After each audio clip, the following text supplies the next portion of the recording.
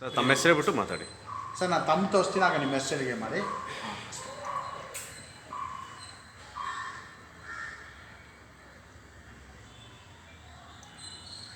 ರಾಜಗೋಪಾಲ್, ರಾಜ್ಯಾಧ್ಯಕ್ಷರು, ಕರ್ನಾಟಕ ರಾಜ್ಯ ಅನುದಾನಿತ ಪ್ರಾಥಮಿಕ ಶಾಲಾ ಶಿಕ್ಷಕರ ಸಂಘ, ಬೆಂಗಳೂರು. ಸರ್, ಇವತ್ತು ನಾವು ಈ ಪತ್ರಿಕಾ ವರದಿಗಾರರ ಮುಖಾಂತರ ನಾವು ಸರ್ಕಾರಕ್ಕೆ ಕೆಲವು ವಿಷಯಗಳನ್ನು ಮತ್ತು ಬೇಡಿಕೆಗಳನ್ನು ನಾವು ಸ್ಪಂದಿಸಲಿಕ್ಕೆ ಇಲ್ಲಿ ಒಂದು ವರದಿಗಾರರ ಒಂದು ಪ್ರೆಸ್ ಮೀಟನ್ನು ಕರೆದಿದ್ದೇವೆ. ಇದರ ಉದ್ದೇಶ ತಮಗೆಲ್ಲ ಈಗಾಗಲೇ ನಾವು ತಿಳಿಸಿದ ಹಾಗೆ ನಮ್ಮ ಸರ್ಕಾರಿ ಶಾಲೆಗಳಿಗೂ ಮತ್ತು ಸರ್ಕಾರಿ ಶಿಕ್ಷಕರಿಗೆ ಕೊಡ್ತಕ್ಕಂಥ ಎಲ್ಲ ಸವಲತ್ತುಗಳನ್ನು ನಮ್ಮ ಅನುದಾನಿತ ಶಾಲಾ ಶಿಕ್ಷಕರುಗಳಿಗೂ ಮತ್ತು ಅನುದಾನಿತ ಶಾಲಾ ಮಕ್ಕಳಿಗೂ ಕೂಡ ನೀಡುವಂಥ ನಿಟ್ಟಿನಲ್ಲಿ ಇವತ್ತು ನಮ್ಮ ಅನುದಾನಿತ ಶಾಲೆಗಳನ್ನು ಬೆಳೆಸಬೇಕು, ಕನ್ನಡ ಶಾಲೆಗಳನ್ನು ಉಳಿಸಬೇಕು. ಕನ್ನಡ ಶಾಲೆಗಳಿಗೆ ಹೋರಾಟವನ್ನು ನಾವು ಏನು ಕರ್ನಾಟಕ ರಾಜ್ಯ ಅನುದಾನಿತ ಪ್ರಾಥಮಿಕ ಶಾಲಾ ಶಿಕ್ಷಕರ ಸಂಘದ ವತಿಯಿಂದ ನಾವು ಒಕ್ಕೊರಲಿಂದ ನಾವು ನಿಮ್ಮನ್ನು ಕೇಳ್ಕೊಳ್ತಾ ಇದ್ದೇವೆ. ದಯಮಾಡಿ ಎಲ್ಲ ಬೇಡಿಕೆಗಳನ್ನು ಸರ್ಕಾರಕ್ಕೆ ಮುಟ್ಟಿಸಿ ನಮ್ಮ ಬೇಡಿಕೆಗಳನ್ನು ಈಡೇರಿಸುವಂಥ ನಿಟ್ಟಿನಲ್ಲಿ ಕೆಲಸವನ್ನು ಮಾಡಬೇಕು. ನಾನು ಆವಾಗಲೇ ಎಲ್ಲ ನಮ್ಮ ಬೇಡಿಕೆಗಳನ್ನು ಹೇಳಿದ್ದೇನೆ. ಅದೇ ರೀತಿಯಲ್ಲಿ 2024ರಿಂದ 2029ರವರೆಗೆ ಯಾವುದೇ ಒಂದು ಸಂಘಟನೆ ಇದ್ದರೂ ಕೂಡ ಚುನಾವಣೆ ಭಾಳ ಮುಖ್ಯವಾದದ್ದು. ಅದೇ ನಿಟ್ಟಿನಲ್ಲಿ ಈಗ ನಮ್ಮ ಒಂದು ಅವಧಿಗೆ ಬಂದಿದೆ.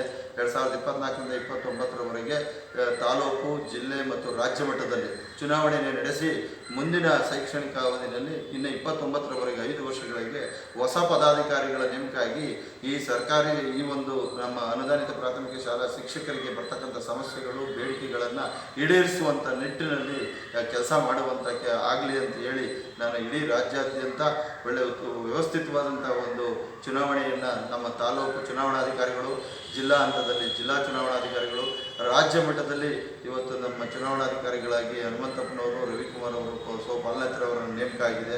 ಅವರ ಮುಖಾಂತರ ಒಂದು ಹೊಸ ಬದಲಾವಣೆಯ ನಿಟ್ಟಿನಲ್ಲಿ ಒಂದು ಸದೃಢವಾದಂತಹ ಒಂದು ಸಂಘಟನೆ ಆಗಲಿ ಅಂತ ಹೇಳಿ ಇಡೀ ರಾಜ್ಯಾದ್ಯಂತ ಶಿಕ್ಷಕರಿಗೆ ಒಳ್ಳೆಯದಾಗಲಿ, ಶುಭವಾಗಲಿ ಅಂತ ಹೇಳಿ ನಾನು ಮಾತನ್ನು ಮುಗಿಸ್ತಾ ಇದ್ದೀನಿ. ಸರ್ ಇನ್ನೊಬ್ಬ ಯಾರಾದರೂ ಚುನಾವಣಾಧಿಕಾರಿ ಮಾತಾಡಿ ಸರ್. ಸರ್ ನೀವು ಸೆಂಟ್ರ್ ಬನ್ನಿ ಸರ್, ಈ ಕಡೆ ಅಧಿಕಾರಿ ಸರ್ ನೀವು ಸ್ವಲ್ಪ ಹತ್ರ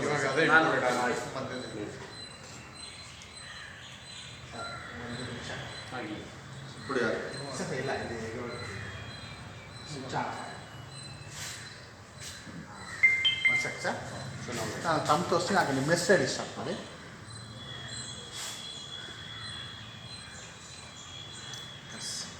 ನನ್ನ ಹೆಸರು ಪಾಲನೇತ್ರ ಅಂತ. ಕರ್ನಾಟಕ ರಾಜ್ಯ ಅನುದಾನಿತ ಪ್ರಾಥಮಿಕ ಶಾಲಾ ಶಿಕ್ಷಕರ ಸಂಘದ 2024ರಿಂದ 2029ನೇ ಸಾಲಿನವರೆಗೆ ಆಗಬೇಕಾಗಿರ್ತಕ್ಕಂತಹ ಚುನಾವಣೆಗೆ, ರಾಜ್ಯ ಮಟ್ಟದ ಚುನಾವಣೆಗೆ ನನ್ನನ್ನು ಚುನಾವಣಾಧಿಕಾರಿಯಾಗಿ ಸಂಘದವರು ನೇಮಿಸಿದ್ದಾರೆ. ಆ ಪ್ರಕಾರವಾಗಿ ಈಗಾಗಲೇ ನಾವು ಪತ್ರಿಕಾಗೋಷ್ಠಿನಲ್ಲಿ ವಿನಂತಿ ಮಾಡ್ಕೊಂಡಿದ್ದೀವಿ. 3 ಹಂತದಲ್ಲಿ ಚುನಾವಣೆ ಅಂತಕ್ಕಂಥದ್ದು ನಡೀತಾ ಇದೆ. ತಾಲೂಕು ಮಟ್ಟ, ಜಿಲ್ಲಾ ಮಟ್ಟ, ರಾಜ್ಯ ಮಟ್ಟದಲ್ಲಿ 3 ಹಂತದಲ್ಲಿ ಚುನಾವಣೆಗಳು ನಡೀತಾ ಇದೆ. ಮತ್ತು 32 ಶೈಕ್ಷಣಿಕ ಜಿಲ್ಲೆಯಲ್ಲಿ ಈ ಒಂದು ಚುನಾವಣೆ ಅಂತಕ್ಕಂಥದ್ದು ವ್ಯವಸ್ಥಿತವಾದ ರೀತಿಯಲ್ಲಿ ನಾವು ಚುನಾವಣೆಗಳನ್ನು ನಡೆಸಬೇಕು ಅಂತ ತೀರ್ಮಾನವನ್ನು ಮಾಡಿದ್ದೀವಿ. ಏಕೆಂದರೆ ನಮ್ಮ ಶಿಕ್ಷಕರು ಅಂತಂದರೆ ಎಲ್ಲ ಶಿಸ್ತುಬದ್ಧದಿಂದ ಇರ್ತಕ್ಕಂಥವ್ರು, ಶಿಸ್ತಿನ ಸಿಪಾಯಿಗಳು ಅಂತ ಎಲ್ಲರೂ ತಿಳ್ಕೊಂಡಿದ್ದಾರೆ. ಆ ಪ್ರಕಾರವಾಗಿ ನಮ್ಮದೇ ಆಗಿರ್ತಕ್ಕಂಥ ರೀತಿಯಲ್ಲಿ ಚುನಾವಣೆ ಈ ಸರಿ ವ್ಯವಸ್ಥಿತವಾಗಿ ನಡೀತದೆ. ಈ ಚುನಾವಣೆ 5 ವರ್ಷಗಳ ಪದಾಧಿಕಾರಿಗಳು ಆಯ್ಕೆಯಾಗ್ತಾರೆ.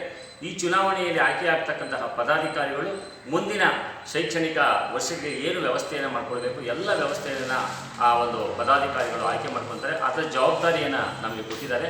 ದಯವಿಟ್ಟು ಇಡೀ ರಾಜ್ಯದಾದ್ಯಂತ ಏನು ನಮ್ಮ ಶಿಕ್ಷಕ ಮಿತ್ರರು ಇದ್ದೀರಾ, ಈ ತಾಲೂಕು ಮತ್ತು ಜಿಲ್ಲಾ ಮತ್ತು ರಾಜ್ಯ ಮಟ್ಟದಲ್ಲಿ ತಾವೆಲ್ಲರೂ ಸಹ ಸಕ್ರಿಯವಾಗಿ ಭಾಗವಹಿಸಿ ಚುನಾವಣೆಯಲ್ಲಿ ದಯವಿಟ್ಟು ಈ ಚುನಾವಣೆಯನ್ನು ಯಶಸ್ವಿಗೊಳಿಸ್ಕೊಳ್ಬೇಕು ಮತ್ತು ಸಂಘವನ್ನು ಸದೃಢಗೊಳಿಸೋದಕ್ಕೆ ತಾವೆಲ್ಲರೂ ಕೈ ಜೋಡಿಸಬೇಕು ಅಂತ ನಾನು ಪತ್ರಿಕಾಗೋಷ್ಠಿ ಬಳಗದ ಪರವಾಗಿ ವಿನಂತಿಯನ್ನು ನಾನು ಮಾಡಿಕೊಡ್ತಾ ಇದ್ದೇನೆ. ಚುನಾವಣೆ ಯಾವತ್ತು ಇರುತ್ತೆ? ಚುನಾವಣೆ ಈಗ ಜುಲೈನಲ್ಲಿ ಶುರುವಾಗ್ತಾ ಇದೆ.